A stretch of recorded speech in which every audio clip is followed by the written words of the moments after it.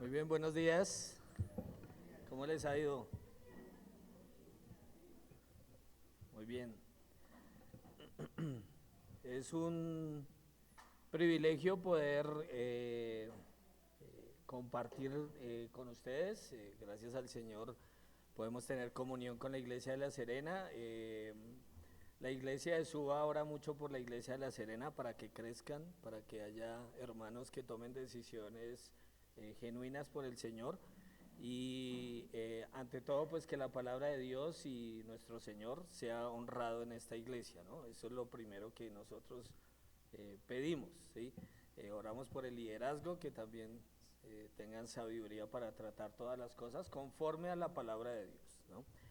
Muy bien, hoy Alberto en esta semana me dijo que si podía compartir algo, le dije que claro.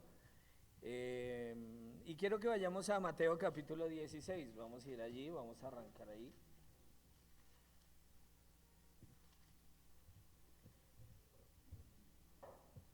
Y el Señor en medio de, hablando con sus discípulos, hace una pregunta, ¿sí?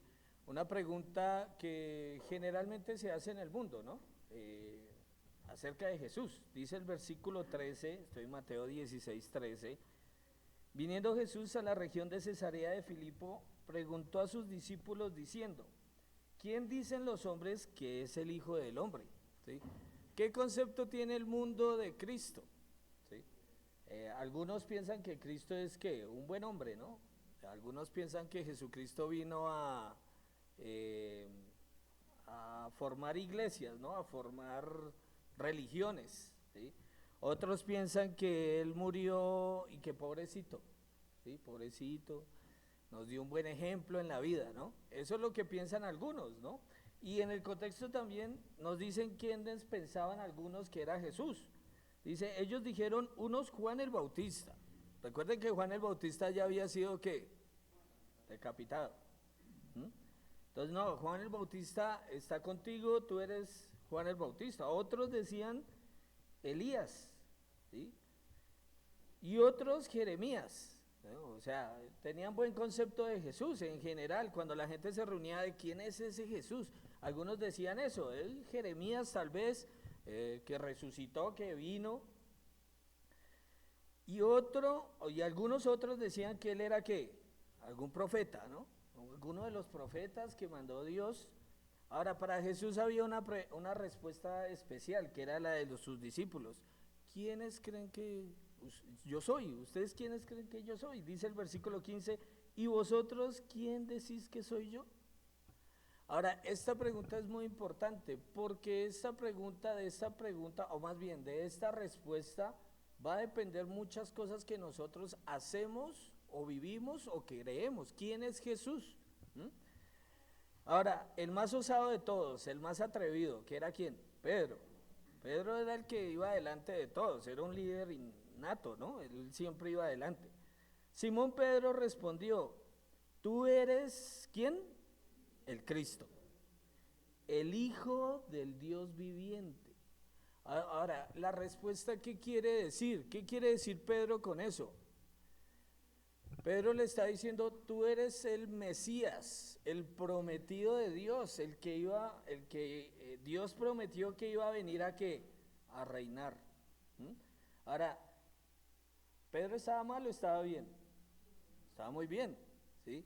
Pero él dice algo adicional, algo que es importante y que el hermano ahorita subrayó que es supremamente importante. Dice, tú eres el Cristo, el Hijo del Dios viviente. Tú eres Dios. Tú tienes la misma esencia de Dios. Tú eres Dios en medio de nosotros. ¿Mm? Juan lo dice, ¿no? Y aquel verbo fue hecho carne y habitó entre nosotros, ¿sí? Ese es el verbo de Dios. Ahora, pregunta que les traslado a ustedes, hermanitos, ¿sí? Para ustedes, ¿quién es Cristo? ¿Quién es Jesús?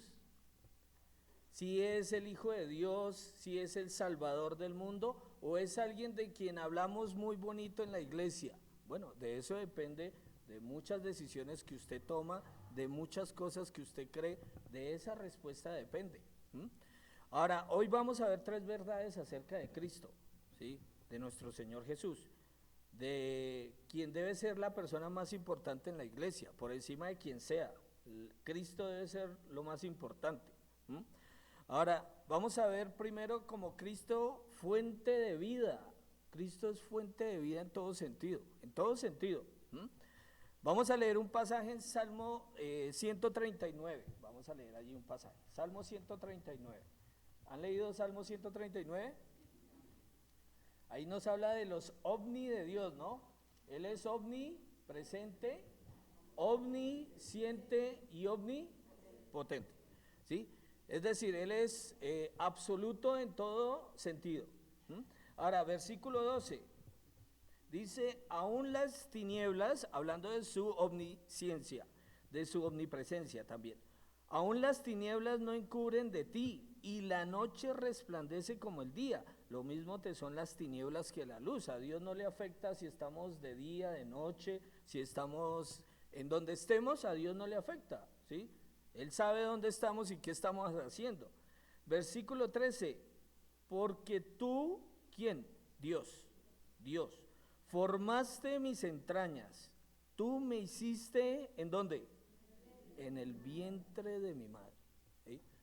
Cosa cuestionada hoy en día en el mundo. En el mundo se dice que el hombre es producto de una evolución, es producto de muchas cosas, pero la escritura deja muy claro que el hombre es producto y obra de ¿quién?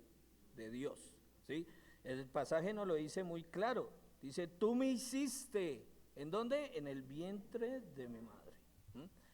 Ahora, ¿quién hace eso? Solamente Dios. Dios es el originador de vida. ¿Mm? Vamos a leer otro pasaje, Job capítulo 10. Todo lo que vivió Job, ¿recuerdan? Job sufrió la pérdida de ¿qué? De sus bienes, de sus hijos y al final de su salud. Y casi que Job está diciendo, bueno, ¿qué me queda en este mundo? Si ya perdí mi familia, perdí la riqueza que tenía, perdí mi salud, bueno, pues me voy, ¿sí? Mátame, Señor, casi que es la respuesta.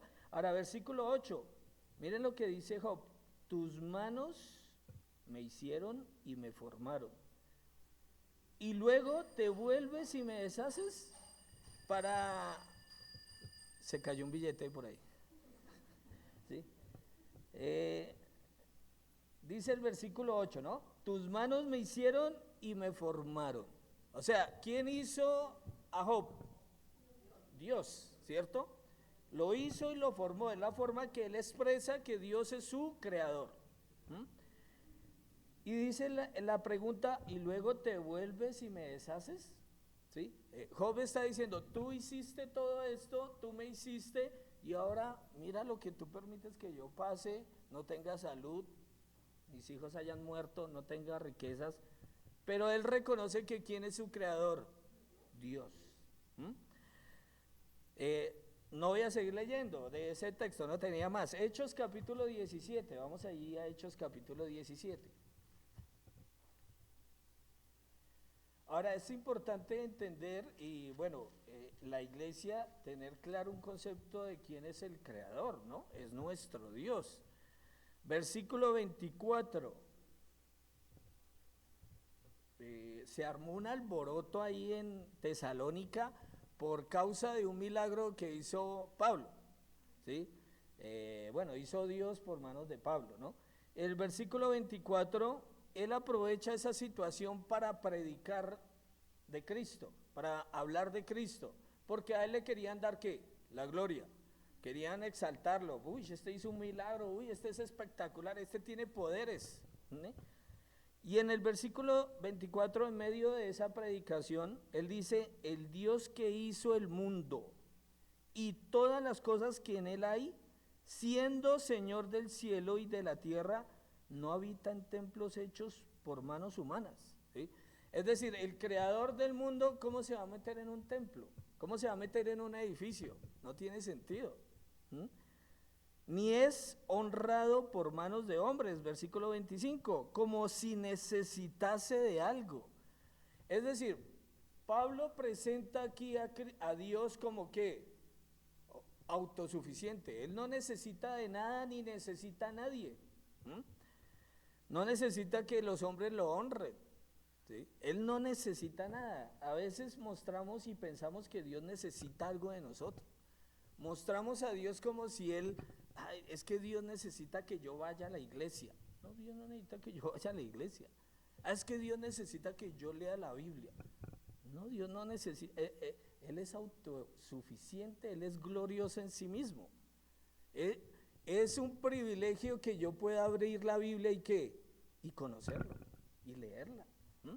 Ahora, dice el versículo, no habita en templos de humanos, versículo 25, como si necesitara de algo, pues Él es, escuchen bien lo que Él es quien da a todos vida y aliento y todas las cosas. ¿Quién hace eso? Dios. ¿Quién mantiene su vida?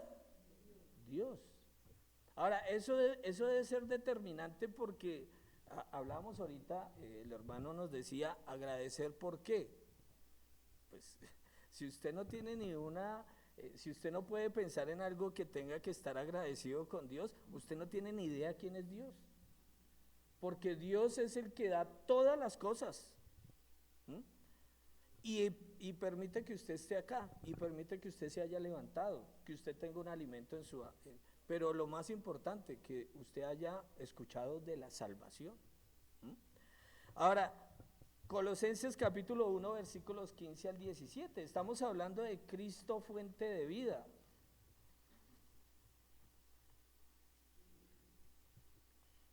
Colosenses capítulo 1, versículo 15.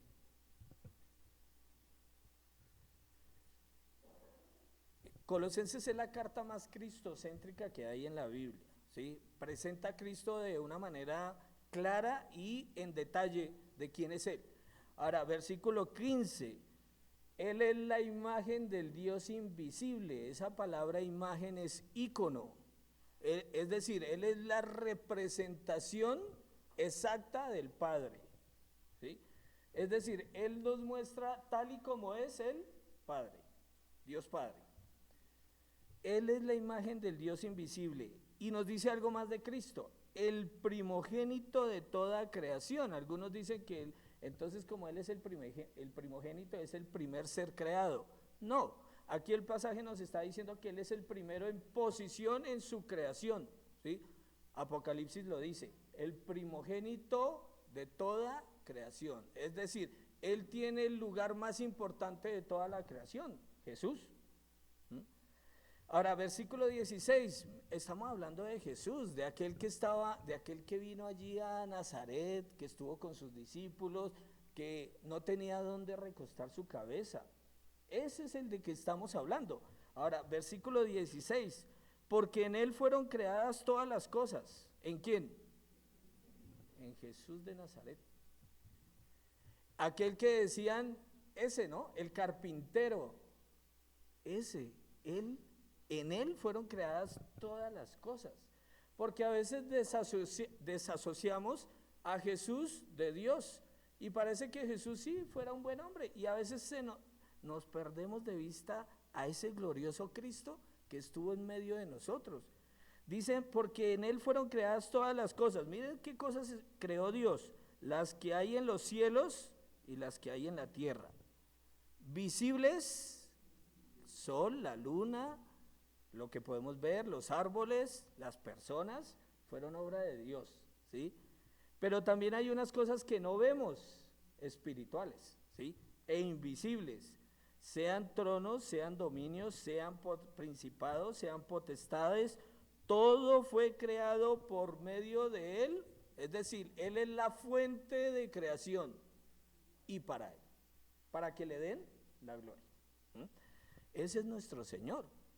No sé qué concepto usted tenga de Jesús, pero Jesús es fuente de vida. Usted y yo tenemos vida, ¿por qué? Porque Jesús quiso. Es más, porque Jesús quiere. Ahora, Juan capítulo 11, versículos 27, 17, vamos a leer desde el 17. Juan capítulo 11, versículo 17.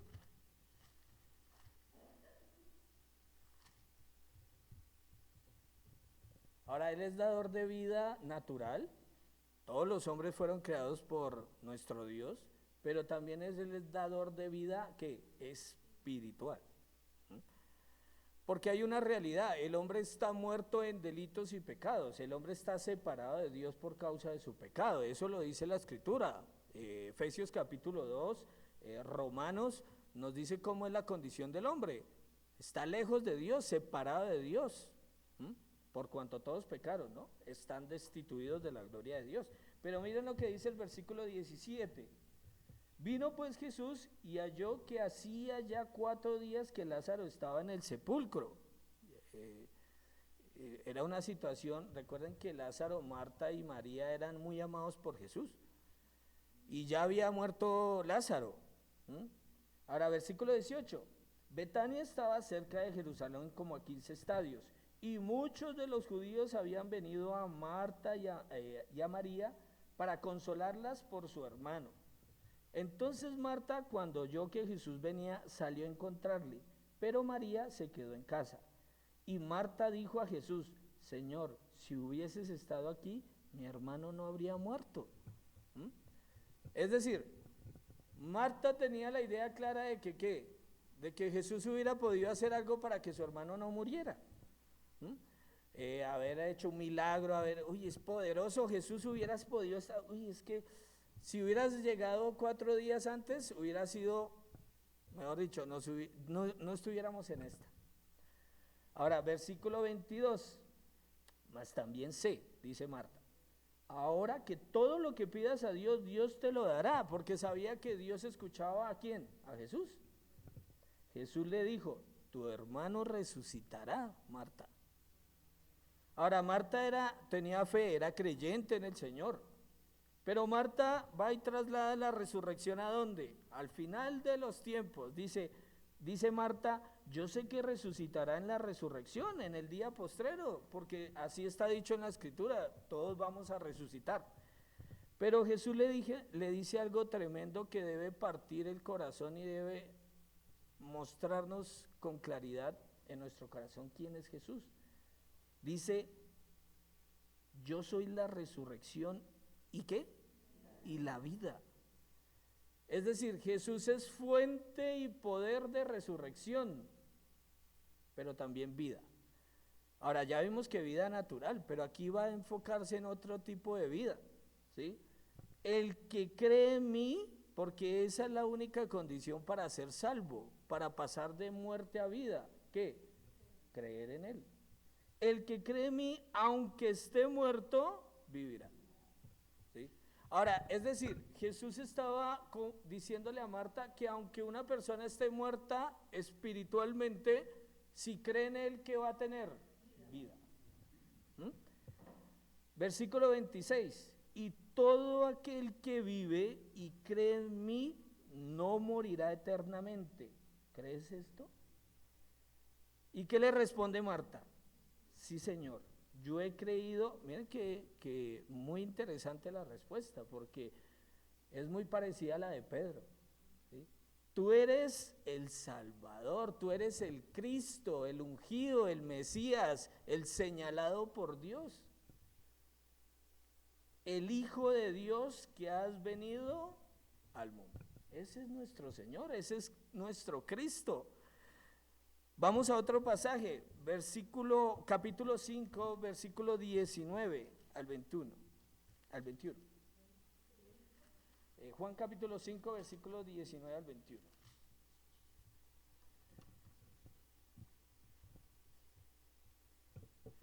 El Señor lo dijo varias veces. Ahora, como siempre somos los seres humanos, eso parte de los creyentes y los incrédulos también en cierta manera. Si no vemos, no creemos, ¿sí? Eso le pasó a Tomás, ¿sí? Hasta que no vea las marcas en su cuerpo, no creeré, ¿sí? Y Jesús lo dijo claramente, ¿sí? Ahorita vamos a ver algún pasaje donde Jesús dice algo y no creen, no creen, los discípulos no creen. Y muchas veces nosotros leemos lo que dice Jesús y no lo creemos. Ahora, versículo 19, respondiendo entonces Jesús, y les dijo, de cierto os digo, no puede el Hijo hacer nada por sí mismo si no le ve hacer al Padre, sino lo que ve hacer al Padre. Porque todo lo que el Padre hace, también lo hace el Hijo, ¿cómo? Igualmente. ¿Qué les está diciendo? Yo tengo el poder de Dios. Ahora, yo hago todo bajo la voluntad y en sumisión ¿a quién? Al Padre. Porque Cristo vino con esa condición. Si ustedes leen Juan, si ustedes detallan mucho, él dice, yo no vengo a hacer mi voluntad, sino que la voluntad. Es decir, él está diciendo que él se sometió voluntariamente ¿a qué? Al Padre, aunque era el mismo Dios. Versículo 20, porque el Padre ama al Hijo, porque la relación del Padre y del Hijo es una relación ¿de qué? De amor. Y le muestra todas las cosas que él hace, y mayores obras que ésta le mostrará, de modo que vosotros os maravilléis. Claro, porque él habló que él era la resurrección y la vida antes. ¿Y qué dijeron? Ah, sí, muy chévere. ¿Sí? Los fariseos que dijeron, uy, sí, no, sí, claro, no te creemos. ¿Y él qué fue a hacer? A resucitar a Lázaro. Por eso es la última señal. Si ustedes leen el libro de Juan, van a ver muchas señales. Pero la gran señal que hace al final es la resurrección de Lázaro. ¿Para qué? Para enseñarles que él tenía el poder de darles vida eterna. Tenía el poder sobre la muerte. Versículo 21, porque como el Padre, miren lo que dice, como el Padre levanta a los muertos, claro, porque Él es Dios, solo Dios puede levantar a los muertos, resucitarlos, y les da vida, así también el Hijo a los que quiere da vida. Ese es nuestro Jesús. Por eso cuando predicamos, ¿qué predicamos? Crea en Cristo, porque Él tiene el poder ¿para qué? Para darle vida eterna. Él tiene el poder para perdonar sus pecados y limpiarlo y darle vida eterna. Ahora, esa debe ser la convicción de la iglesia del Señor. ¿Quién es Jesús? ¿Sobre quién está fundamentado Jesús? No sobre un buen hombre, no sobre un buen hombre que nos dejó un buen ejemplo, no, es sobre el mismo Dios, ese es el fundamento. Y sobre ese fundamento que viene todo lo demás, todo lo demás. Las formas que hacemos las cosas, bueno, tantas cosas que hace la iglesia, pero sobre el fundamento. Si no hay un buen fundamento, ¿qué va a pasar con la iglesia? Va a caer. Leamos otro pasaje, Juan capítulo 14, versículos 5 al 11. Mire que el Señor Jesucristo estuvo con sus discípulos mucho tiempo, pero a pesar de eso y de que Él dijo varias cosas y que Él hizo tremendos milagros, a pesar de eso seguían con muchas inquietudes, ¿no? Y el Señor se tomó el tiempo para contestar cada una de las inquietudes. Para el Señor no era de menos cada pregunta que le hacían. Ahora, habían preguntas que el Señor como que decía, pero esto no es una pregunta de que usted no sabe, esto es una pregunta de falta de fe, ¿sí? No, nada más. Ahora, versículo 5, vamos a leer desde el versículo 5. Juan capítulo 14, versículo 5. Le dijo Tomás era uno de sus discípulos, ¿no? Señor, no sabemos a dónde vas, ¿cómo pues podemos saber el camino? Recuerden que él dijo que se iba, ¿no? Que se iba y donde él iba a ir, por ahora no lo podían seguir. Y él dijo, bueno, pero ¿cómo así? ¿A dónde vas, Señor? ¿Cómo podemos saber ese camino? Versículo 6, Jesús le dijo, yo soy el camino y la verdad y la vida. Ahora, son tres absolutos de Cristo. Él es el camino. No está diciendo yo soy uno de los caminos, ¿sí? Por eso cuando hablamos de la salvación solo hablamos de un camino. No vamos a predicarle a alguien, no, es que usted tiene que ir a la iglesia y tiene que bautizarse y ahí sí puede ser salvo. Porque ¿qué le estoy diciendo a esa persona? Hay varios caminos para llegar a Dios. No, solo hay un camino. También dice que Él es la verdad. ¿Qué significa? Que en Él no hay nada de mentiras. Él es una verdad absoluta. Todo lo que nos dice Jesús es verdad 100%. No hay una mentira en todo lo que dice Jesús. Eso es lo que nos dice el pasaje. Y Él es la vida, Él es el dador de vida espiritual, de vida física también. Nadie viene al Padre sino por mí. Ahora, versículo 7, si me conocieseis, ¿cuál es el problema de los discípulos y de nosotros? Que no lo conocemos. Que aunque estamos y escuchamos y hablamos de Jesús mucho, no lo conocemos. Porque Él les dice a Tomás, y Él tuvo a Tomás ahí al lado. O sea, Jesús estuvo en medio de sus discípulos y les enseñó en detalle muchas cosas. Ahora, vuelve y le dice, si me conocieses, ¿sí? Dice el versículo 7, también a mi Padre conocerías. Es decir, si ustedes me hubieran detallado y me hubieran visto en todo lo que yo he dicho y en todo lo que yo he hecho, también hubieran visto a Padre. ¿Mm? Y desde ahora le conocéis y le habéis visto. O sea, es una realidad. Yo ya he mostrado al Padre, ustedes ya deben conocer a Dios. ¿Mm? Porque recuerden que en el Antiguo Testamento, cuando hablamos de antes de que Cristo viniera, en el tabernáculo era imposible que un ser humano se acercara a Dios. Es más, solo se podía acercar ¿quién? El sumo sacerdote una vez al año, el día de la expiación. Y tenía que hacer un sacrificio ¿por quién? Por sí mismo y por el pueblo. Y tenía que ofrecerlo. Y muchas veces si el sacerdote no se acercaba como Dios quería, ¿qué pasaba? Moría. Esa era la condición. Ahora, Jesús hizo posible que las personas se acercaran ¿a quién? A Dios. Por eso cuando Él muere, ¿qué es lo que se rasga? El velo. ¿Mm? En señal de que Dios ya había abierto acceso al Padre. ¿Mm? Ahora, versículo 8, Felipe le dijo, otra pregunta. Yo me imagino como cuando uno está ahí hablando de muchos temas con alguien y viene una pregunta y viene otra. Bueno, Felipe le dijo, Señor, muéstranos al Padre y nos basta. Creo que Felipe tenía en mente, o sea, haznos como una visión del cielo, muéstranos aquí al Padre.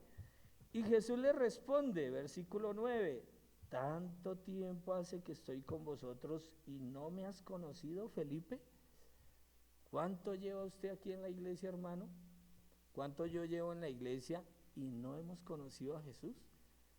Todavía seguimos dudando que Dios nos va a dar la provisión, todavía seguimos dudando de que Dios sabe todas las cosas, seguimos dudando. ¿Mm? Y el Señor nos tiene que decir lo mismo, tanto tiempo, ¿cuánto tiene que pasar? ¿Mm? Por ahí al final de los días, cuando ya nos demos cuenta toda la fidelidad de Dios y estemos por ahí ya, que nos digan, le quedan poquitos días de vida, ahí sí vamos a decir, uy, sí, Dios sí fue fiel toda mi vida. ¿Mm? Es que eso es lo que no quiere Jesús, que Jesús quiere que tengamos claro quién es Él, y sobre eso nosotros podemos hacer una cantidad de cosas porque Él lo ha prometido. Miren lo que dice, ¿cómo pues decís tú, muéstranos al Padre? Para Jesús fue una pregunta, pero ¿cómo tú dices eso? Si lo que he hecho todo este tiempo es mostrarles al Padre. ¿No crees que yo soy en el Padre y el Padre en mí? Es decir, ¿no crees que estoy en unidad con Dios? Algo que dijo el Señor Jesús en Juan capítulo 5 o 6, bueno, no recuerdo bien, yo y el Padre uno somos. Eso fue una declaración tremenda que hizo el Señor, porque ¿qué está diciéndole el Señor? Nosotros somos uno con el Padre, no es que es la misma persona, como algunas religiones por ahí lo dicen, no, es diferente persona, pero con una misma esencia, son el mismo Dios, un mismo carácter, una misma obra, unas mismas palabras, por eso cada uno no dice lo que le parece, ¿sí? Cristo dice lo que el Padre le mandó a decir, Él es el profeta, por excelencia, ¿sí? Dijo cada una de las palabras en fidelidad como Dios le dijo. ¿Mm? Vamos a mirar otro pasaje. Juan capítulo, Hechos capítulo 3. Hechos capítulo 3, versículo 12.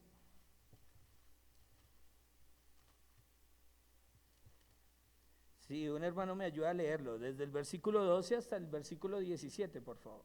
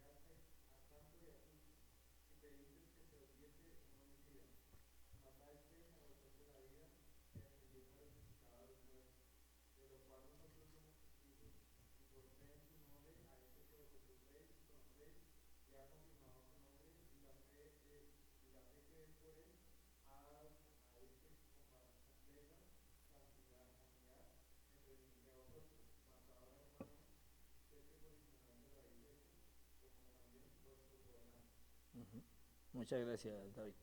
Versículo 15. Voy a recalcar versículo 14 y 15. Mas vosotros, ¿quiénes? ¿Quiénes son vosotros? Los judíos, ¿sí? Su pueblo. Porque él vino ¿a quién? A los suyos.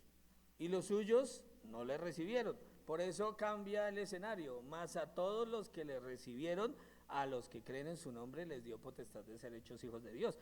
Versículo 14. Mas vosotros negasteis al santo y al justo. ¿Por qué esas dos definiciones? Porque el santo es que él nunca fue acusado de pecado, o más bien, sí fue acusado de pecado, pero nunca le probaron pecado a él, porque nunca hubo engaño en su boca. ¿Mm? Versículo, bueno, y al justo, ¿sí? Es decir, él marcó la justicia de Dios. ¿Mm? Aunque los hombres merecían morir, él murió por el hombre. Es decir, la justicia de Cristo fue imputada ¿a quién? Al que cree. ¿Mm? Eso es un tema doctrinal de imputación, pero está hablando de eso, el justo. El justo puede justificar a todo aquel que cree. ¿Mm? Ahora, versículo, seguimos ahí. Y pedisteis que se os diese un homicida. Fue terrible lo que pasó con Jesús, fue una muerte totalmente injusta en todo sentido. Tuvo una sentencia casi que de un día para otro. Cuando a alguien se le va a condenar a muerte, ¿cuánto pasa? Como 5, puede apelar, mejor dicho, para que maten a alguien en un tribunal es porque ya pasó todos los filtros. Con Jesús no fue así. A Jesús lo tuvieron de una noche para otra y ya fue sentenciado a muerte. Es más, ¿quién decidió que iba a morir? El mismo pasaje nos lo dijo. Pilato ya había resuelto hacerlo vivir, pero ¿qué? El pueblo decidió matarlo. ¿Ahí hubo justicia? De ninguna manera. ¿Mm? Pero el versículo 15 dice que hicieron algo y matasteis al autor de la vida. Qué ironía, ¿no? Matar a aquel que diseñó la vida. Esa palabra autor que está ahí en el versículo es la palabra el que inicia algo, fuente de donde procede la vida. Ellos mataron al autor de la vida. Pero dice el versículo, a quien Dios ha resucitado de los muertos. Claro, porque era imposible que la muerte lo retuviera. De lo cual nosotros somos testigos. Por eso ellos murieron, ¿sí? Por eso si ustedes ven la historia secular, cada uno de los apóstoles, los discípulos de Jesús, murieron de una manera violenta. Casi que el único que se salvó, el único que murió de muerte natural fue Juan, ¿sí? Murió ancianito y el Señor lo usó hasta muy viejito, ¿no?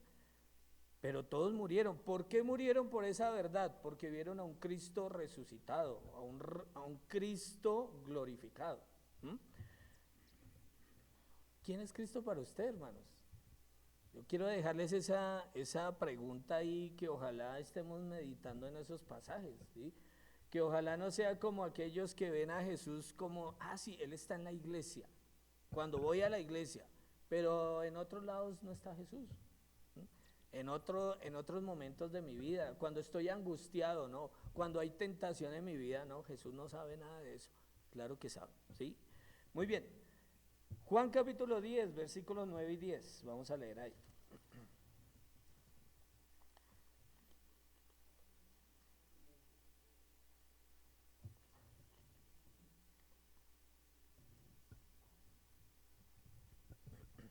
El buen pastor, ¿no? Cristo se presentó también como el buen pastor en el versículo 11. Ahora, desde el versículo 9, Él se va a presentar como ¿qué? Como la puerta. El único acceso. Eso nos hace pensar en ¿qué? En el arca de Noé. ¿Sí? Una puerta. ¿Y quién la cerró? Nuestro Señor. ¿Sí? Yo soy la puerta. El que por mí entrare, estoy en el versículo 9, será salvo. ¿Sí? No hay otra manera. Cristo es la puerta, es el único acceso a Dios. Entrará, escuchen bien lo que va a pasar, y saldrá, ¿y qué más? Y hallará pastos. ¿Sí? Aquí nos habla de una fuente de provisión. Cristo es no solamente nos da la salvación, sino nos da una cantidad de riqueza que nosotros podemos disfrutar. Por eso el pasaje no es solamente que usted entre. Algunos piensan que la salvación es que yo ya no voy al infierno. ¡Qué dicha! Ya no voy al infierno. Claro, eso es parte de la salvación, pero la salvación es una tremenda cantidad de cosas. Versículo 10. El ladrón no viene sino para hurtar y matar y destruir. Ese es el ministerio de ¿quién? Satanás. Satanás viene a quitarle lo que usted empezó a hacer bien en el Señor. Viene a destruir, viene a acabar con todo. Pero Jesús tiene otro ministerio diferente. Dice el versículo 10, yo he venido para que tengan vida y que la tengan ¿cómo? En abundancia. ¿Sí? Esa palabra abundancia es la palabra perizos en el griego, que significa más que suficiente. ¿Sí? Muy diferente a la palabra plero, que también se usa en el griego, que es hacer repleto, que es estar completo. También Cristo se define como plero, pero aquí es perizos, que habla de mucho más allá, desbordante, es una vida desbordante. Ahora, ¿cómo es su vida? ¿Sí? ¿Sí está viviendo en las verdades de Cristo? ¿Sí está viviendo toda esa vida abundante? ¿O usted se ve como, y esta vida es muy dura para mí? Uy, no, me tocó muy duro, Giovanni. Es que si usted supiera, ¿eh? Ahora, seguramente es porque no hemos creído todas las verdades del Señor. Por eso es que estamos viviendo una vida difícil, pesada, dura. Ahora, no estoy diciendo que el creyente no puede sufrir, el creyente va a sufrir, pero es muy diferente sufrir cuando sé que tengo una cantidad de cosas abundantes que Dios me ha dado. ¿Usted lo cree? O sea, le digo esta verdad, solo mire ese versículo, dice, yo he venido para que tengan vida y para que la tengan en abundancia. ¿Usted sí cree eso? ¿Usted sí cree que Dios le ha dado vida, no solamente esa vida espiritual, sino una vida abundante que puede disfrutar y gozarse? Bueno, eso es la fe de cada uno, ¿sí? La fe, ninguno de nosotros puede entrar a su corazón y decirle, crea esa verdad. Usted tiene que tomarla, leerla, meditarla, memorizarla y creerla en su corazón. Pero Jesús lo dice, y si Jesús lo dice, no falla. Ahora, no solamente vamos a ver que Cristo es fuente de vida, sino que vamos a ver que Cristo es poder inigualable. O sea, el poder de Cristo es impresionante. Tal vez lo definimos como Él es omnipotente, ¿sí? Pero a veces en la vida no estamos tan seguros de que Él sea omnipotente. ¿Él puede cambiar a cualquier situación? Lo decimos que sí, pero tal vez cuando estamos delante de un familiar que nunca ha creído, cuando vemos que las cosas no van bien, a veces dudamos de que realmente haya el poder de Dios para cambiar cualquier situación. Pero Cristo tiene el poder tremendo. Juan capítulo 6, versículo 39 al 40. ¿Cómo voy de tiempo ahí, Jaime? Jaime es juicioso con el tiempo y eso. O es como Alberto. Si Alberto viene acá, están ya curtidos de que él no tiene problema con el tiempo, ¿sí? No, pero yo quiero saber cuánto. Llevo 40 minutos. Llevo 40 minutos. O me faltan 40. Bien, Juan capítulo 6, versículos 39 al 40. Hasta donde lleguemos. Igual tengo, pero no hay problema. Vamos a respetar el tiempo también. Y esta es la voluntad del Padre, el que me envió, que de todo lo que me diere no pierda yo nada, sino que lo resucite en el día postrero. Está hablando de que Cristo tiene el poder ¿para qué? Para resucitar. Dice, yo, Cristo, lo resucitaré en el día postrero. Pero esa es la voluntad ¿de quién? Del Padre. Versículo 40. Y esta es la voluntad del que me ha enviado. Es importante que subrayemos eso. Enviado. Cristo fue enviado, muy diferente a cualquier ser humano. Nosotros no fuimos enviados por Dios, ¿sí? Nosotros tuvimos un inicio y un qué. Bueno, no sé si, no, la Escritura dice que no, digamos que nuestra vida física tiene un final, ¿sí? Si el Señor no viene por nosotros antes. Pero hay un final. Pero lo más importante aquí es que tuvo un inicio. Ahora, cuando hablamos de Jesús, Jesús no tuvo un inicio. Por eso el Padre envió ¿a quién? Al Hijo, ¿sí? Porque estaban en relación eterna y su plan era que Cristo se hiciera hombre, ¿m? Y entrara en la experiencia del ser humano. ¿M? Y esta es la voluntad del que me ha enviado, que todo aquel que ve al Hijo, claro, ¿qué es ver al Hijo? Muchos vieron al Hijo. ¿Los fariseos vieron al Hijo? Claro que sí. Ahora, lo que sigue diciendo es la clave. Y cree en Él. Porque ¿qué hacían los fariseos? Eres un mentiroso, ¿sí? Tú no puedes. Es más, lo acusaron ¿de qué? De blasfemia, ¿sí? ¿Cómo vas a decir, uy, cómo dices tú que yo soy? Tú no eres, ¿sí? Dios. ¿Y lo iban a qué? A apedrear. Pero dice el versículo, todo aquel que ve al Hijo y cree en Él, tenga vida eterna. Y hay una promesa que Jesús hace: yo le resucitaré en el día postrero, ¿sí? Cristo lo va a hacer, ese es el poder de Dios, ¿sí? Nadie más pudo haber dicho eso, ningún ser humano puede decirle a otro, oiga, yo lo voy a resucitar. Apenas usted se muera, yo lo resucito, ¿sí? O bueno, lo puede decir, pero de hacerlo, nadie, ¿sí? Cristo sí. Cristo no solamente le dice a los discípulos, le dice a todo aquel que cree. ¿Mm? Ahora, ¿cuántas personas han creído? Una cantidad impresionante. Y Cristo va a resucitar a uno por uno. ¿Mm? Leamos otro pasaje, Primera de Tesalonicenses capítulo 4. La promesa del Señor que le hizo a la iglesia, a todos los que están en Cristo.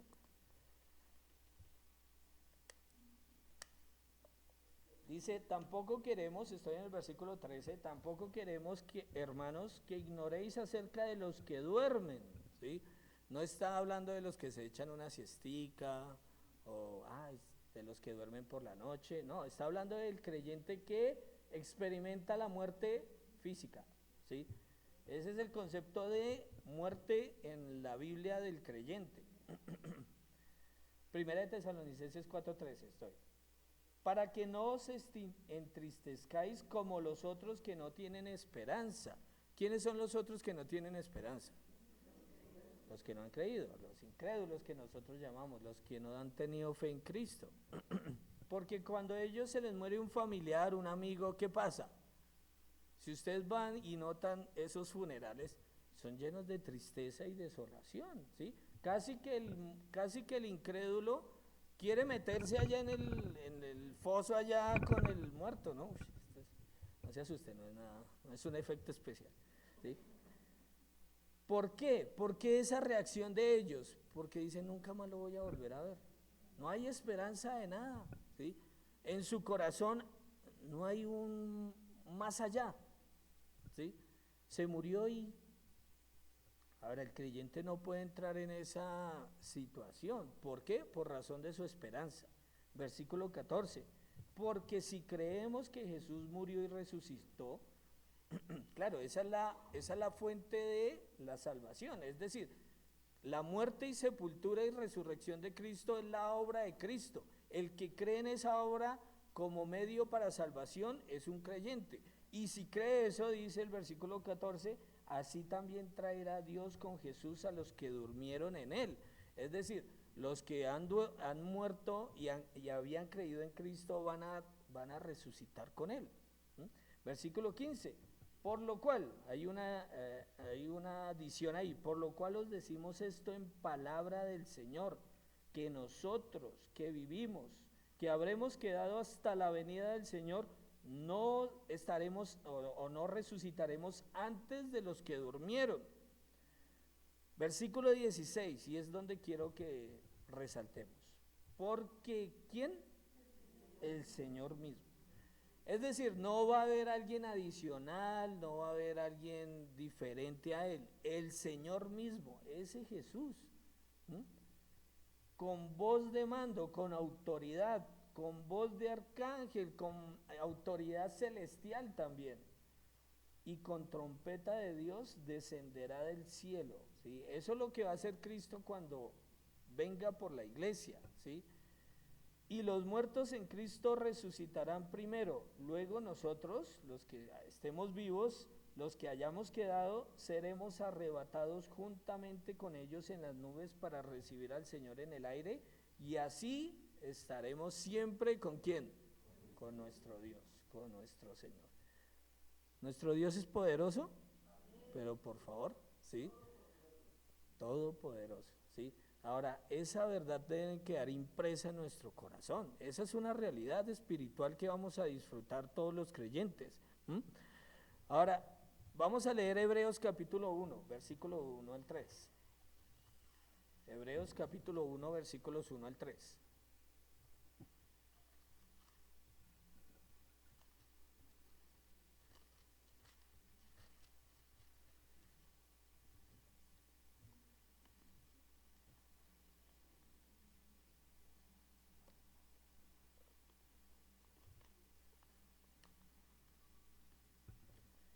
Ahora voy a leer el pasaje y ustedes mismos van a identificar dónde está el poder de Cristo. Va a estar muy claro ahí en el pasaje. Dice el versículo 1, Dios, habiendo hablado muchas veces y de muchas maneras en otro tiempo a los padres por los profetas, ¿a través de quién? De Ezequiel, de Daniel, de Oseas, de, ¿quién más decimos? Moisés. Bueno, él habló muchísimas veces a través de esos profetas. Versículo 2, él tomó otra decisión, bueno, agregó otra decisión. En estos postreros días nos ha hablado, ¿por quién? Por el Hijo, a quien constituyó heredero de todo. Esa es la palabra primogénito. Él es el primogénito de todo, es decir, Él es el heredero de todas las cosas, ¿sí? Dios le dio toda herencia, ¿sí? ¿Cuándo va a tomar esa herencia? En el mundo, cuando Él venga por segunda vez a la tierra, lo que hablamos de el reino milenial o la dispensación del milenio, que la van a ver más adelante, ¿sí? Dice, y por quien asimismo hizo el universo, versículo 3, el cual siendo el resplandor de su gloria, es otra manera en que podemos también entender Colosenses capítulo 1, versículo 15, Él es la imagen del Dios invisible, es decir, otra forma en que Pablo lo usa, él es el resplandor de su gloria, ¿sí? Él emite la gloria de Dios, ¿sí? Y la imagen misma de su sustancia. ¿Qué sustancia tiene Dios? Ah, sí, es que Él tiene una sustancia así medio. No, aquí no está hablando de sustancia, aquí está hablando de esencia. Él tiene la misma esencia del Padre, ¿sí? Es decir, es Dios en plenitud. ¿Mm?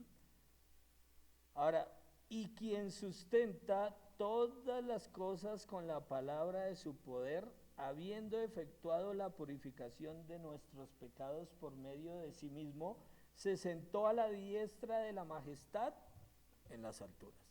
¿Dónde está el poder de Cristo en este pasaje? ¿Sí lo vieron? ¿O se les pasó? Bueno, voy a volver a leerlo. Y quien sustenta todas las cosas con la palabra de ¿qué? De su poder. Voy a volverlo a leer. Y quien sustenta todas las cosas. Es que tenemos que leerlo suave, ¿por qué? Porque a veces es una verdad que no asimilamos. A veces pensamos que la palabra de Cristo no tiene poder, y tiene un poder tremendo, ¿sí? Tanto así que la Biblia nos dice que Él sustenta todas las cosas con su palabra. ¿Pero con la palabra de quién? De nuestro Señor Jesucristo. Cristo es sustentador de todas las cosas con su palabra. ¿Mm? Ahora, quiero que tengan ese pasaje ahí, lo tengan en mente y leamos otro, Colosenses capítulo 3. Colosenses capítulo 3. Versículo 16. Miren lo que habla de la palabra de Cristo.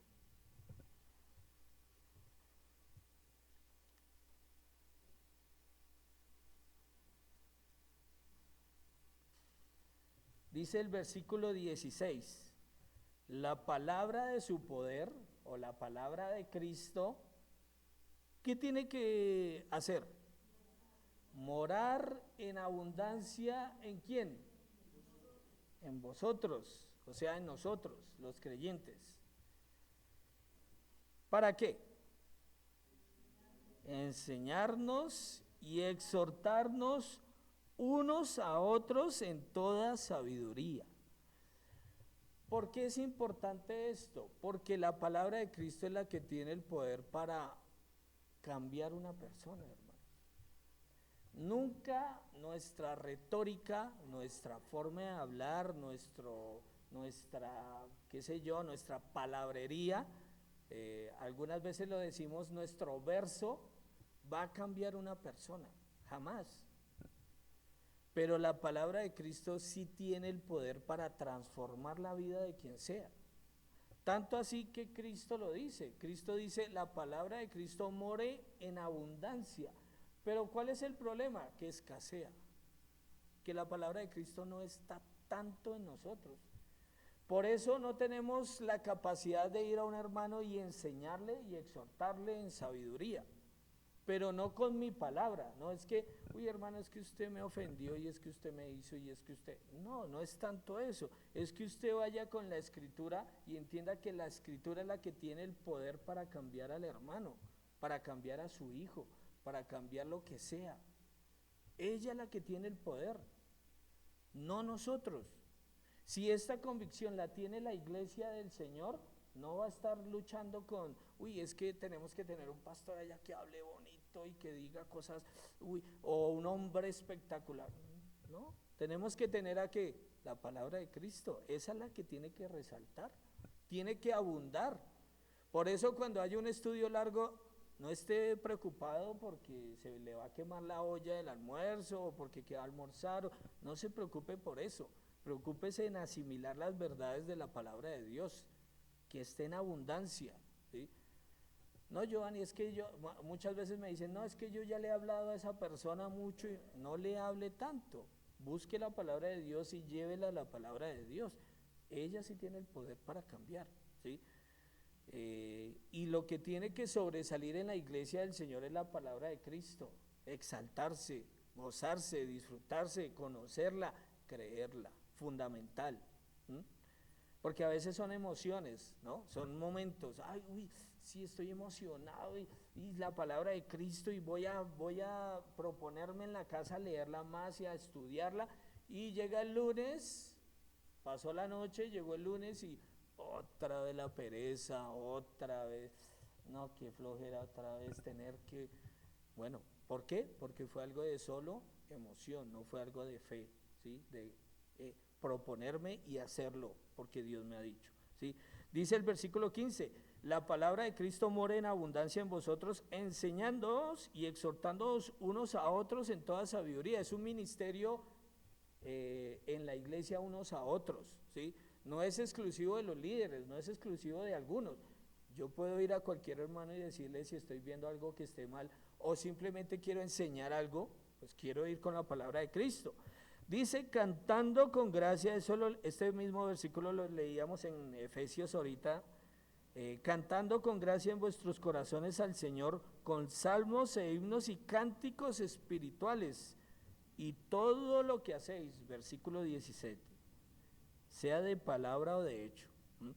Porque hablamos cosas y hacemos cosas, pero la Biblia dice, todo lo que haga, hágalo todo, ¿en qué? ¿Qué significa eso? ¿Qué significa que usted haga todo en el nombre del Señor Jesús? O sea, que cada cosa que usted haga, lo hago en el nombre de Jesús, lo hago en el nombre de Jesús, ¿sí? ¿Qué significará eso? Bueno, la Escritura nos dice que eso, cuando hablamos del nombre de Jesús, estamos hablando de la autoridad de Jesús, ¿sí? Es decir, yo todo lo que hago lo debo hacer porque el Señor me ha mandado a hacerlo, ¿sí?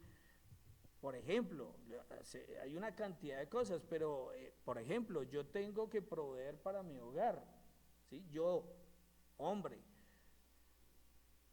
lo debo hacer ¿qué?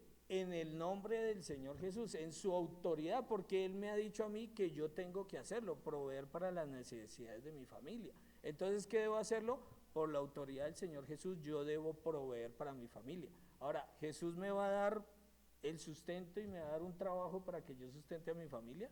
Obviamente que sí, pero lo estoy haciendo en la autoridad, en su poder, en su nombre, porque Él me ha mandado a hacerlo. Es decir, todo lo que yo hago debo hacerlo porque el Señor Jesús me lo ha dicho que debo hacerlo, no hacer las cosas por hacerlas. No, es que yo trabajo porque ¿qué más hago en esta vida? ¿Sí? Yo trabajo porque es que estarse en la casa, qué aburrimiento. No, no es eso, es porque el Señor nos ha mandado a hacer cosas, ¿sí? Servimos en la iglesia, ¿por qué? Porque Dios nos ha mandado a hacerlo. No es porque, uy, es que si no hago nada, después empieza ahí Jaime a molestar y a decirme que por qué no hago nada. No, es porque el Señor en su autoridad me dice que yo debo hacerlo, ¿sí? Ahora, cuando es eso, cambia, ¿sí? Cuando yo entiendo esas verdades, cambia mi forma de ver muchas cosas. Es más, ¿qué yo hago en mi familia? Tengo que ministrar como padre la vida de mis hijos, a mi esposa. ¿Cómo lo hago? No con miedo, no. ¿Será que ellos, y será que si les digo vamos a hacer el devocional, ay, es que mi papá? No, es porque Dios me ha dicho que debo hacerlo y Dios me va a respaldar en eso que yo estoy haciendo porque lo estoy haciendo en su nombre. Por eso decimos que el nombre de Cristo es autoridad total, es poder absoluto. Muy bien, leamos otro pasaje, Hebreos capítulo 13, versículos 5 y 6. Ya vamos a terminar. Hebreos capítulo 13, versículos 5 y 6.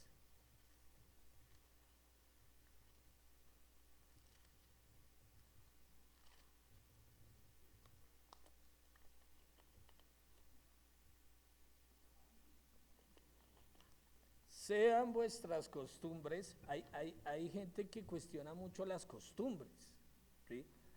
Es que no debemos hacer eso porque eso nos volvemos costumbristas. Pues es que casi todo lo que hacemos es por costumbre, pero hay costumbres buenas y hay costumbres malas, ¿sí? Usted se puede acostumbrar a hacer su devocional todos los días, ¿eso es bueno o malo? Súper bueno, pero usted se puede acostumbrar a ver las series de Netflix todos los días y ¿eso es bueno o malo? Malísimo, porque usted va a aprender a ser un narcotraficante, seguramente, ¿sí? Ahora, sí ve que no se trata de la costumbre, se trata de qué costumbre yo tengo, porque la escritura, sean vuestras costumbres sin avaricia, ¿sí? Contentos con lo que tenéis ahora, porque Él dijo, ¿quién dijo? Ese es el punto, ¿quién dijo esto que va a decir? Dios. No te desampararé ni te dejaré. Eso es una promesa de quién? De nuestro Dios. Él dice que nunca jamás nos va a dejar, nunca. Ahora, Dios ya lo dijo. ¿Qué tiene que hacer el creyente? Esforzarse por lograr que Dios nunca lo deje. No, creerlo. Ponerle fe a este pasaje, decir, pero Él me dijo que nunca me iba a dejar. Pero es que me han pasado muchas cosas, pero Él sigue conmigo. Él está conmigo. No te dejaré ni te desampararé. ¿Sí? Bueno, al revés, no te desampararé ni te dejaré. De manera que nuestra vida podemos decir confiadamente. O sea, esto usted lo puede decir con toda confianza, con toda tranquilidad, no como muchas veces escogemos dichos del mundo, ¿no? Esperar a ver qué pasa. ¿Sí? Uy, ojalá tengamos suerte y no nos pase nada mal. ¿Sí? Esos son dichos del mundo, ¿sí? Es más, esa palabra ojalá es una palabra de los musulmanes árabe y quiere decir ojalá, es decir, quiera Alá, ¿sí? Es una palabra que cogimos nosotros de ellos y la tomamos como nosotros. Y no tenemos ni idea de lo que estamos diciendo a veces, ¿sí? Pero Dios sí quiere que digamos cosas y digamos confiadamente, o sea, con esa fe, el Señor es mi ayudador. No como leí por ahí en el Señor es mi ayudante. No, el Señor no es mi ayudante, no es que es mi siervo y Él hace lo que yo digo, no. El Señor es mi ayudador, no temeré, ¿qué no voy a temer? Lo que me pueda hacer el hombre. Pero a veces no hay esa convicción, a veces sí hay miedo de lo que la gente pueda hacer, a veces sí hay miedo de la reacción que puedan tener, a veces sí tenemos miedo. Pero ¿por qué tenemos miedo? Porque no hemos creído plenamente los pasajes, ¿sí? El Señor es mi ayudador, el Señor me va a ayudar, por tanto puedo hacer lo que Él me ha dicho que debo hacer, ¿m? No debo tener miedo. ¿M? Y Hebreos capítulo 2, vamos a dejar ahí, tenía la tercera, pero no quiero alargarme tampoco demasiado. Hebreos capítulo 2, versículos 17 y 18. Vamos a terminar con este.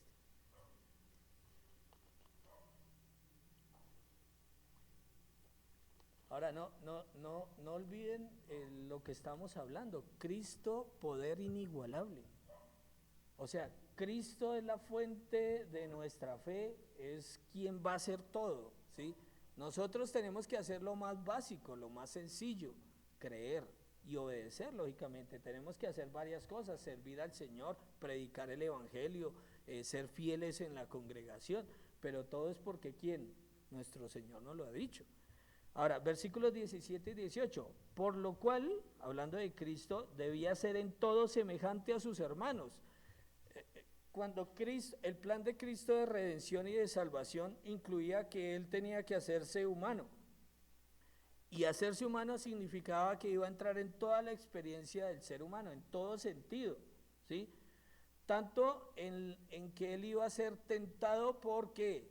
Porque es humano. ¿Sí? No debemos entrar en conflicto porque hay un pasaje que dice, Dios no es tentado de nadie, ¿sí? Ni Él tienta a nadie.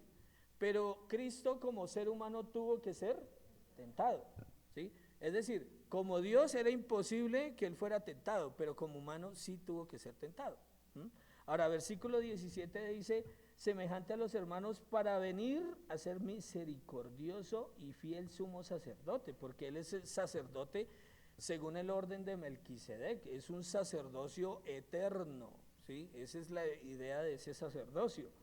En lo que a Dios se refiere, para expiar los pecados del pueblo, ¿sí? Él hizo una obra de expiación total, Él por eso ofrece perdón total de pecados, ¿sí? Él nos perdona totalmente, no algunos pecados, todos los pecados.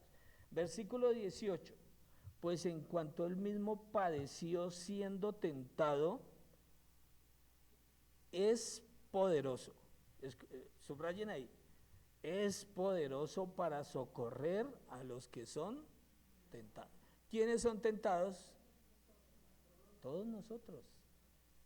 No sé si usted cuando tiene alguna tentación, y cuando hablamos de tentación es hacer algo malo, es hacer pecado, usted piensa en Cristo. Bueno, Cristo lo puede socorrer, lo puede ayudar, puede llevarlo a que no caiga en ese pecado y sacarlo de esa situación. ¿El problema cuál es? Que no vemos a ese Cristo socorriéndonos. Cuando estamos en tentación, no recurrimos a Él, no vamos a Él, porque Él nos podría socorrer. Y se lo digo así, fácilmente. Para Él no hay nada difícil. ¿Mm? Lo podría hacer. ¿Será que tenemos que conocer mucho más a nuestro Salvador? Pero por favor, ¿sí? Tenemos que dedicar más nuestra vida a conocer su palabra y a conocerlo a Él. Ojalá dediquemos y gastemos nuestra vida a conocer a nuestro Salvador. Muy bien, ahí les dejo, hermanos. Faltó el tercer punto, que es plenitud eterna. Nuestro Dios es plenamente nuestra vida. Él es el todo y en todos, dice la Escritura. Bueno, mucho más tenemos que conocer a nuestro Dios. Les amamos como iglesia de Suba, y siempre lo digo, les amamos de corazón, queremos que la iglesia crezca y siga avanzando en el conocimiento de la palabra de Dios. Vamos a orar, pedir que el Señor nos guíe en este tiempo. Padre, damos gracias por tu palabra, gracias por la amada iglesia de La Serena, gracias por lo que estás haciendo, gracias por el precio que pagaste a través de la obra de tu Hijo, que Él compró esta iglesia con su sangre, Señor. Gracias por permitirnos poder conocerte más, poder saber quién eres tú, Señor. Y también ayúdanos a exaltar el nombre de Cristo, exaltar al nombre de nuestro Padre, a ti, Señor, y que nuestra vida sea de gloria y vivir en el nombre, en la autoridad, en todo lo que Él nos ha dejado para que lo creamos y lo vivamos, Señor.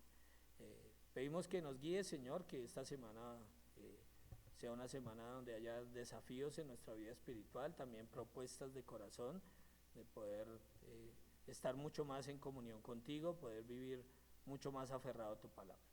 Agradecemos y pedimos que por favor nos guíes, que seas tú mostrándonos lo que debemos hacer en cada momento. Agradecemos en el nombre de Cristo Jesús. Amén.